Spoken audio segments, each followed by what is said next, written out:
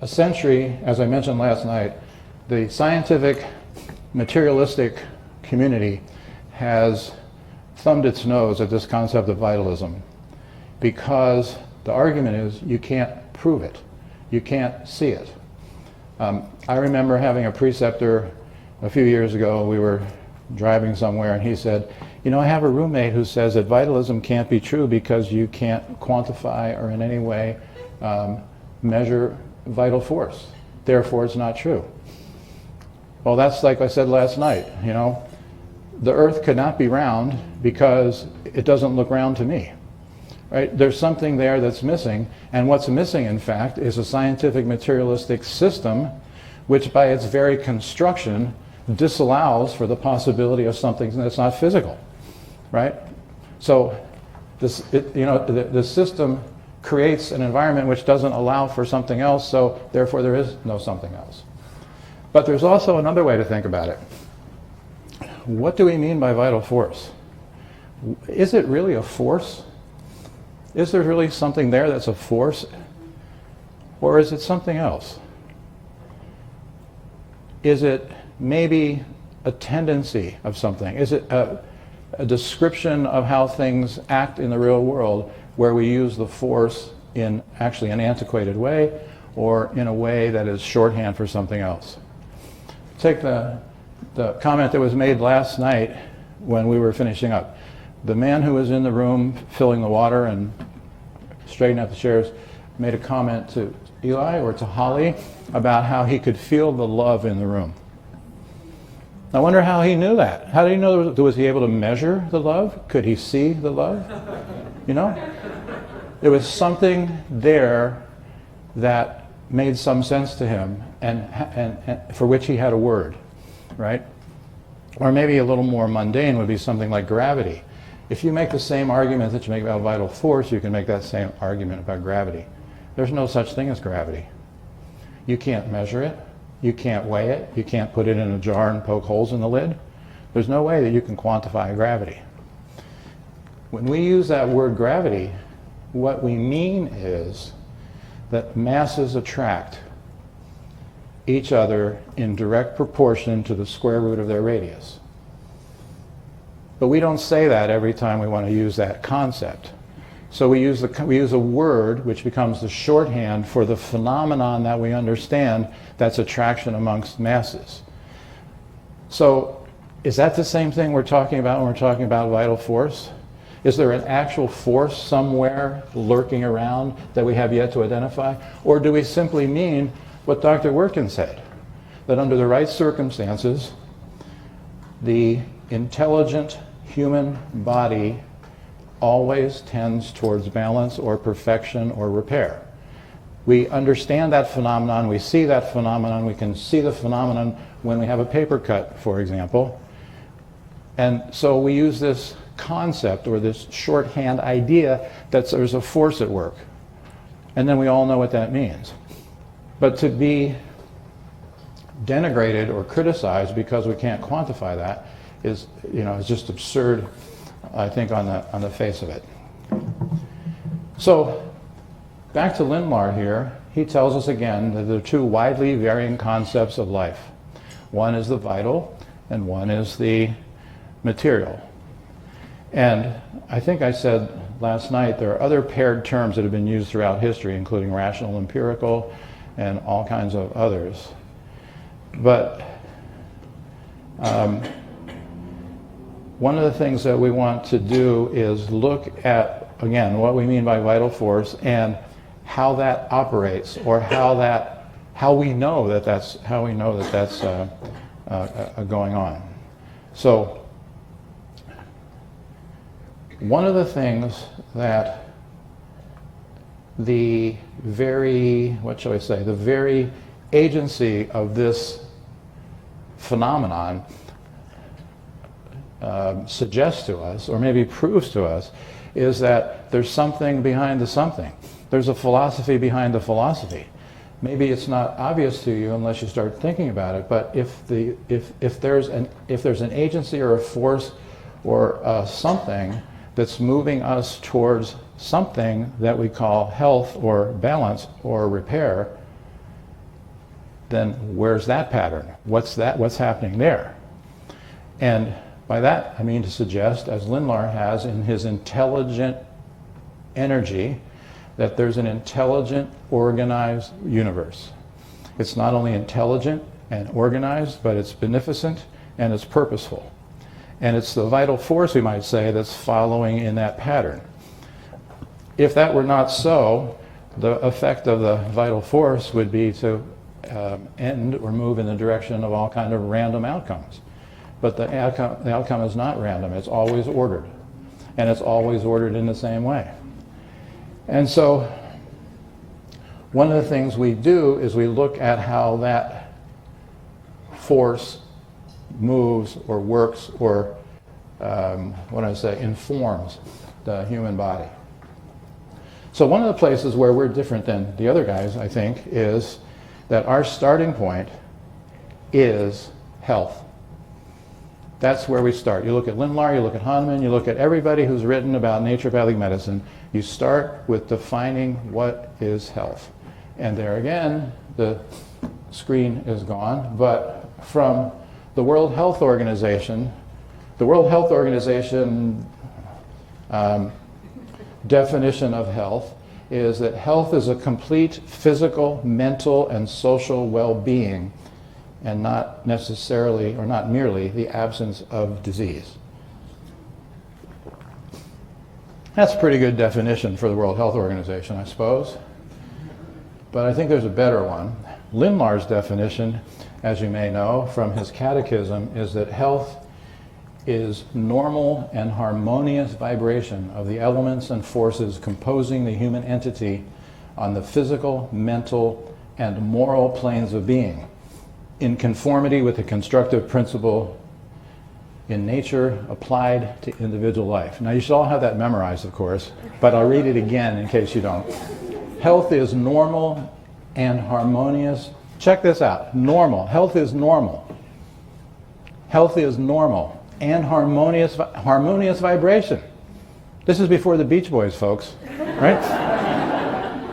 Normal and harmonious vibration of the elements and forces composing the human entity on the physical, mental, and moral planes of being, in conformity with the constructive principle of nature applied to individual life.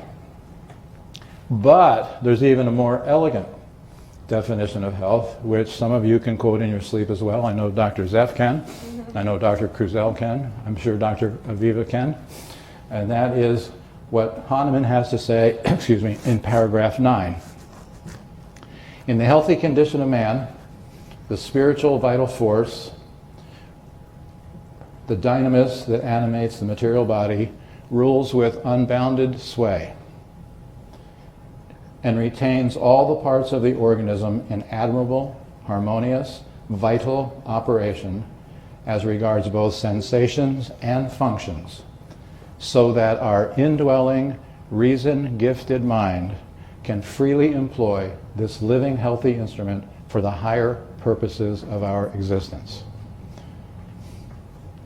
In the healthy condition of man, the spiritual vital force, the dynamis that animates the material body, rules with unbounded sway and retains all the parts of the organism in admirable, harmonious, vital operation as regards both sensations and functions, so that our indwelling, reason-gifted mind can freely employ this living, healthy instrument for the higher purposes of our existence. How about that for a definition of health? So, if that's health, then anything else is dis-ease. That's what the word means, dis-ease. It's anything less than that perfect health. And that dis-ease, of course, can occur on a continuum from that point, just one smidge off of perfection, all the way across the continuum. But how we understand that and how we use our intervention and how we talk about vital force in that regard depends on our understanding of the fact that there are laws that govern all of this. And that's where the philosophy or the true philosopher gets taken. You keep asking yourself what those laws are. You probably know that there are laws, or we can make the argument that all sciences have laws. You have laws, or you have various assumptions about how things work. But there are laws that govern every science, whether you're talking about chemistry or the laws of motion or the laws of aerodynamics or whatever. Those laws are thought to operate universally across every human endeavor and every area of inquiry. And you don't have to understand what the laws are. You don't have to understand the laws of chemistry or the laws of gravity or the laws of motion, but that doesn't mean that they don't apply to you. You know, it's the old ignorance of the law is no excuse, right? I mean, you don't have to understand the laws of aerodynamics, but if you jump off a cliff, you know, without a hang glider or a parachute, you will probably understand the consequences of, quote, disobeying the law. You don't have to understand the laws of motion, but if you drive a car at 50 miles an hour into a brick wall, you'll understand what the laws of motion mean, and you will have suffered the consequence for not obeying the law. Just as there are laws that govern health and disease. And we would assert that when you obey the laws, when you know the laws, when you follow the laws, you glean or are rewarded by the consequence of doing so, or if you break the laws, of course, you suffer the consequence of having broken the law. Now, it's really interesting that at the beginning of Lindlahr's Nature Cure, at the beginning of Hahnemann, at the beginning of Kent, this is one of the things that is laid down, is this whole idea about the universe is governed by knowable laws. And health and disease have to be governed by knowable laws. Kent says early on, I think it's in the first chapter on the sick, he says the allopaths will say that, it's in your, I think I'm jumping ahead, aren't I? The allopaths will say, or allopathy rests on individual opinion. And the allopaths say that the science of medicine is based on the consensus of opinion. But that is an unworthy and unstable foundation for the science of curing the sick.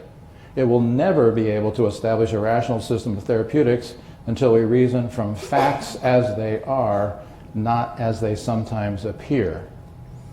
Facts as they appear are expressed in the opinions of men, but facts as they are the truths and the doctrines, the facts as they are facts and truths from which doctrines are evolved and formulated, and which will interpret and unlock the kingdom of nature in the realm of sickness and disease.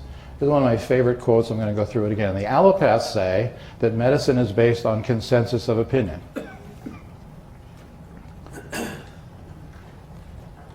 But we can't rely on opinion as a reliable foundation for the science of treating the sick. We have to have something else. We have to have some laws. And we have to have those laws that we understand and how they operate. It's really an interesting thing that comes back to the whole business about elders and science and how science affects medicine and so on. If there are laws of medicine, you should be, I think as a physician, you should be taught what those laws are, and you should be able to understand those laws, and you should be operating with those laws, as opposed to the competing school of medicine in this culture where everything's done by opinion. But opinions change. And how can if medicine is a science, how can it be changing? How can the laws be changing? Unless the laws take us to a new world of a new paradigm. But think, for example, about chemistry or physics or anything else. The laws are the laws are the laws. You don't vote on the laws of physics. You don't have a meeting about the consensus of the laws of, right? So, interestingly enough, must have been, I'm going to say it was just this last holiday season. I was walking through a bookstore, and there's a pile of books in the front, as there always is, for the season's newest books, this year's whatever. And there's a small book there called The Laws of Medicine, written by a medical doctor. And I thought, oh my God, they're catching on.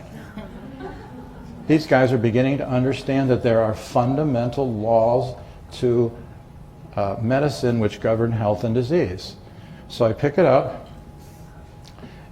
of course, because I'm thinking, that's the book I wanted to write, you know, and this medical doctor wrote it. So in the front jacket, in the front of the book jacket, the author says, science must have laws, statements of truth that are based on repeated experiments that describe a universal attribute of nature. And he goes on to make that point, that a science is not a science unless it has universal truths upon which its practice is based. Are you ready for this? Then you read the book. And what he says in the body of the book is that medicine does not have any laws. So the conclusion is, now before you come to the conclusion with me, you got to think like a medical doctor. Right? The logical person would say this: if the definition of science is that it must have laws, and medicine has no laws, then medicine is not a science. So this writer says that all sciences have laws except medicine. Medicine does not have laws. Therefore, anybody? It's not a science. It's art. Exactly. It's the only science that doesn't have laws.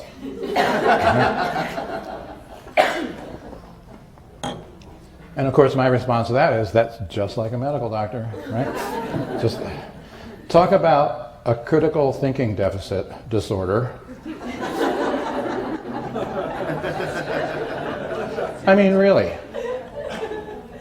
Your stomach hurts? Let us turn off your acid, right? Oh my.